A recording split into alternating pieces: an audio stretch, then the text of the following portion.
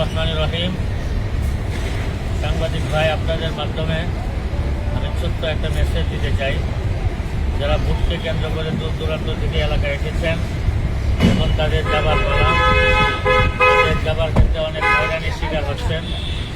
অনেক জায়গায় দেখা যাচ্ছে বাস মালিক বা বাসের ড্রাইভার হেল্পাররা ভাড়ার চেয়ে 2 গুণ 3 গুণ ভাড়া নিচ্ছে। ভাড়ার চেয়ে 2 গুণ 3 গুণ ভাড়া বেশি আদায় করতেছে। আমি প্রথমত বাস মালিক ড্রাইভার হেল্পারদের উদ্দেশ্য বলব, আপনারা সহনশীল হন।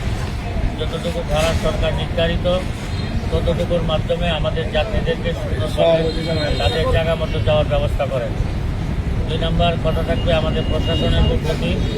প্রশাসনকে বলবো, আপনারা একটু নজরদারি করেন যেন ফুলপুর তারাকান্দা সাধারণ যাত্রীদের উপরে কোনো ধরনের জুলুম না হয়, এটা আপনারা খেয়াল রাখবেন।